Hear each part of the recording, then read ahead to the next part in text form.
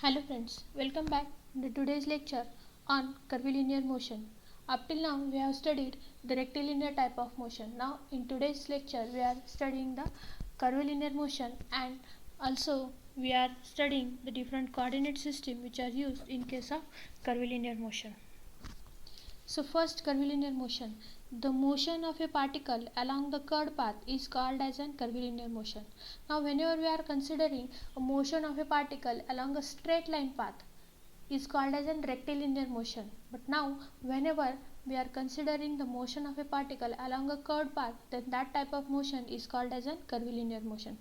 In case of rectilinear motion, as it is a straight line path, the velocity component or acceleration components that can be directly considered as v or a in the horizontal or vertical plane.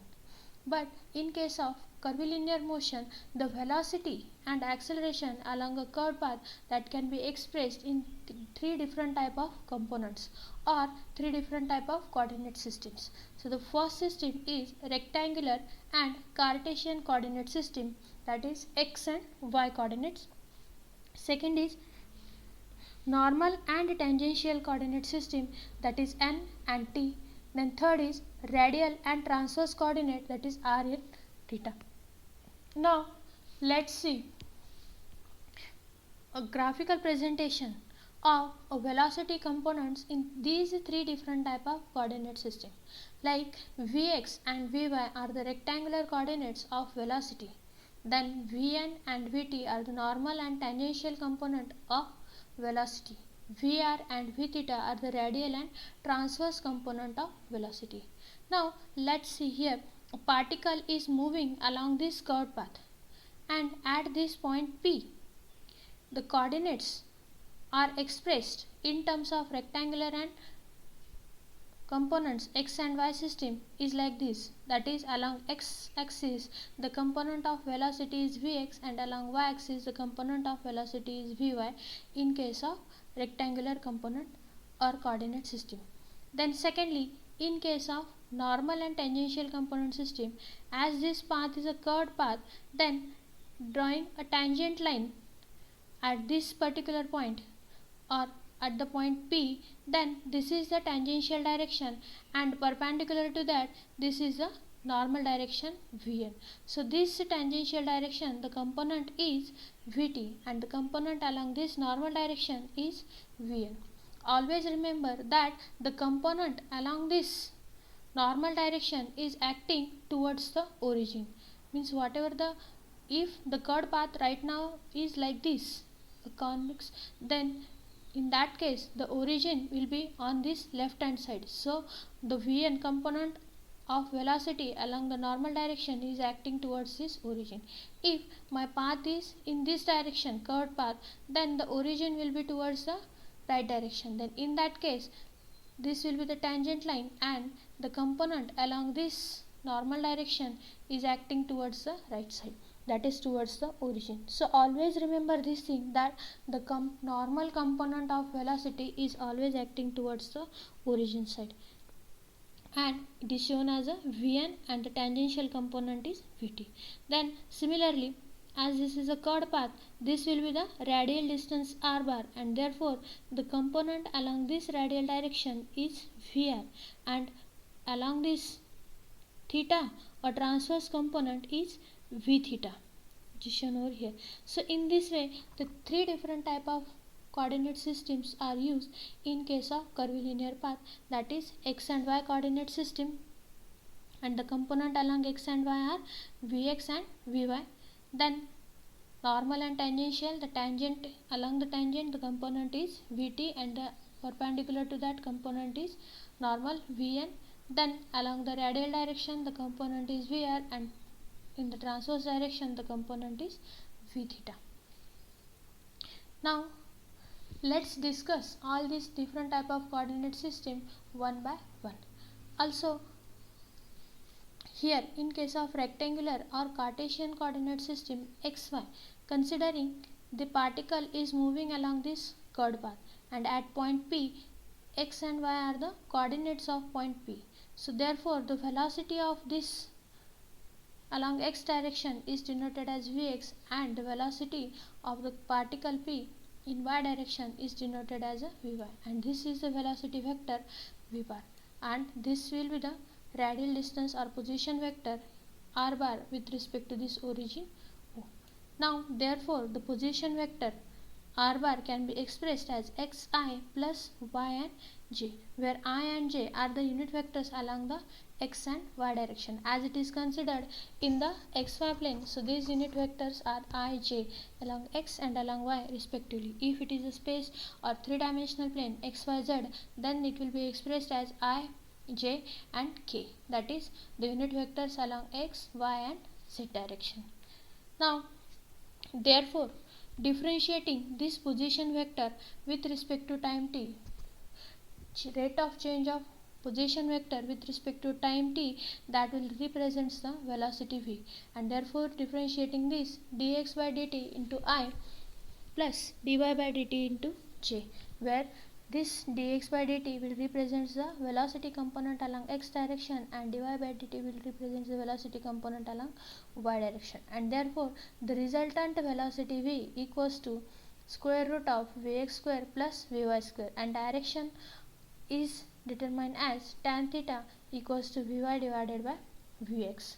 Now similarly differentiating equation 2 with respect to further time t, we get rate of change of velocity with respect to time is equals to acceleration, and therefore dvx by dt is the acceleration component along x direction and dvy by dt is the acceleration component along y direction, and therefore the resultant acceleration is equals to a equals to square root of ax square plus ay square, and the direction of acceleration vector is tan theta equals to ay divided by x. So in this way the velocity of a particle and the acceleration of a particle moving along a curved path can be determined using the xy coordinate system, where v equals to vx plus vx square plus vy square and a equals to square root of ax square plus ay square. Now let's discuss some of the numericals to find out the velocity and acceleration component for the curvilinear type of motion. The first equation problem is the motion of a particle is defined by the equation x equals to 4t square minus 6t and y is equals to 6t cube minus 2t square, where x and y are in meters and time t is in seconds. So determine the velocity and acceleration when t is equals to 4 seconds. Now here the position vectors of a particle are expressed in terms of x and in terms of y, whose are the function of time t. So therefore to find out the velocity and acceleration, we have to find out the component of velocity and acceleration in x and y direction, and therefore we know the rate of change of position with respect to time gives us velocity, and the rate of change of velocity with respect to time gives us acceleration. Hence taking the derivative of x dx by dt is also represented as vx, also represented as a x dot, which is equals to 16t cube minus 6. Similarly dy by dt equals to vy, that is further equals to y dot, which is equals to 18t square minus 4t. Here y is 60 cube, so its derivative is 3618t square minus 224 into t.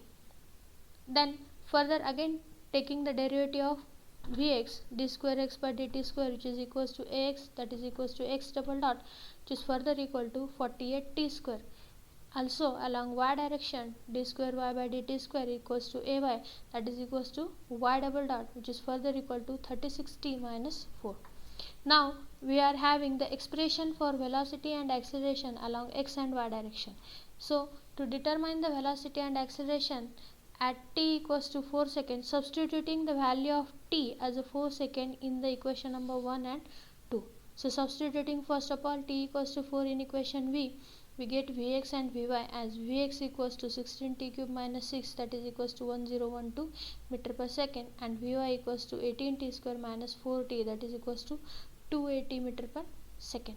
and hence the resultant velocity is equals to square root of vx square plus vy square, which is equals to 1050.02 meter per second, and theta can be determined as tan theta equals to Vy by Vx. So theta is equals to tan inverse of Vy by Vx, that is further equal to 15.46 degree.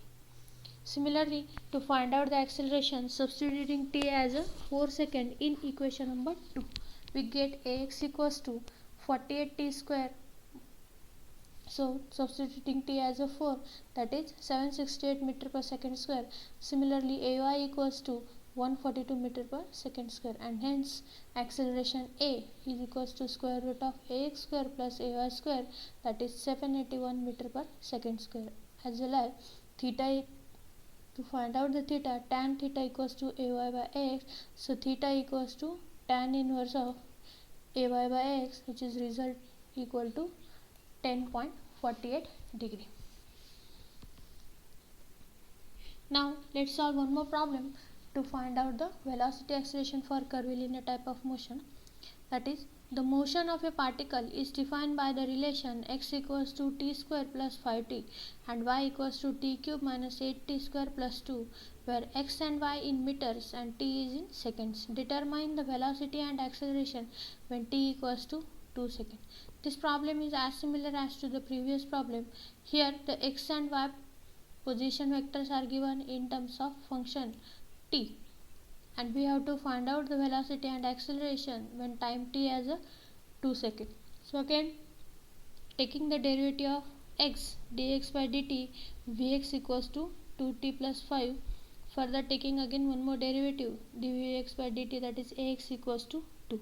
Similarly, along y direction dy by dt equals to vy, that is equals to 3t square minus 16t. Then d square y by dt square, that is dvy by dt, that is equals to ay equals to 60 minus 16. Now substituting the value, here it is 2 seconds. Substituting the value of t as a 2 seconds in equation 1 and 2 to find out the velocity and acceleration. So vx equals to, we get 9 meter per second, and vy equals to, we get minus 20 meter per second. So therefore v equals to square root of vx square plus vy square, we get v as a 21.932 meter per second, and theta is equals to 65.77 degree. Similarly, to find out the acceleration, substituting the value of t as a 2 second in equation number 2. So finally we get ax equals to 2 and ay equals to minus 4. Therefore a equals to square root of ax square plus ay square, a equals to 4.472 meter per second square, and theta equals to 63.44 degree. So in this way, by using xy coordinate system, we can find out the component of velocity vx and vy as x dot y dot, and the component of acceleration as x double dot and y double dot. Finally, to find out the resultant velocity and resultant acceleration. So in the next video, we discuss about the next type of coordinate system, that is normal and tangential component system. Also we solve some of the numericals based on that normal tangential component system. Till that, thank you.